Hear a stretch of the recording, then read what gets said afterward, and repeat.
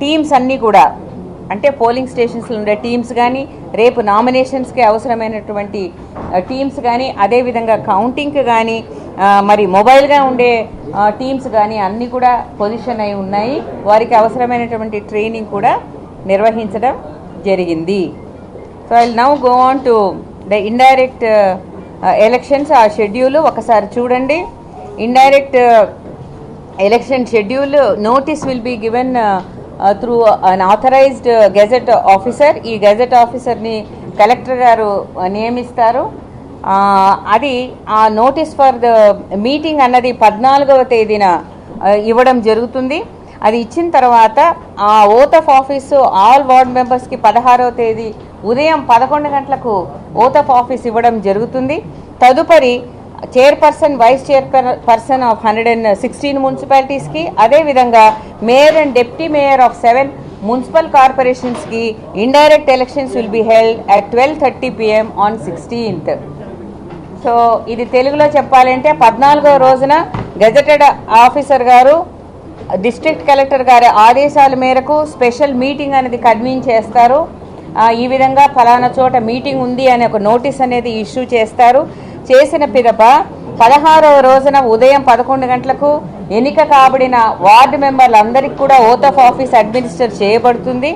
మరి 16వ తేదీ 12:30కు 116 మున్సిపాలిటీస్లో chairperson vice chairperson అదేవిధంగా 7 మున్సిపల్ కార్పొరేషన్స్లో మేయరు మరియు డిప్యూటీ మేయరు ఎన్నుకోబడతారు. దీంతో ఈ యొక్క ఎలక్షన్ల ప్రక్రియ ముగుస్తుంది. With indirect elections to the chairperson and vice chairperson of the 116 municipalities and mayor and deputy mayor of 7 municipal corporations, we come to an end of the second ordinary elections to these urban local bodies. Thank you very much.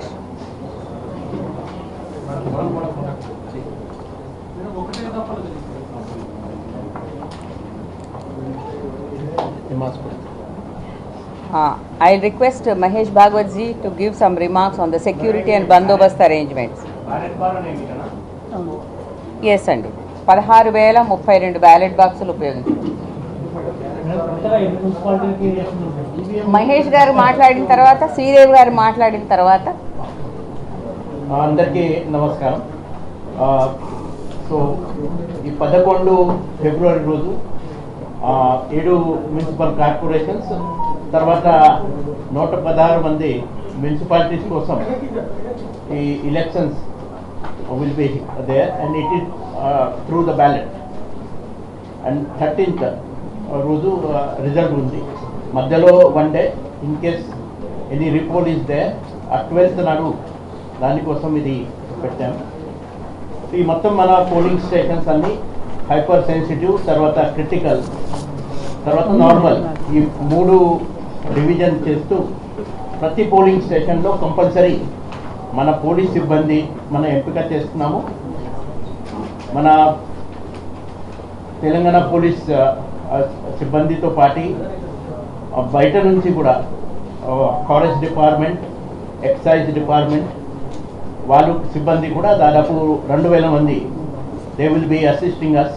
మన గ్రామ పంచాయతీ ఎలక్షన్లో కూడా వాళ్ళు బాగానే మాకు help చేయడం జరిగింది. And చాలా సజావుగా మనం ఈ గ్రామ పంచాయత్ ఎలక్షన్ కూడా కండక్ట్ చేశాము.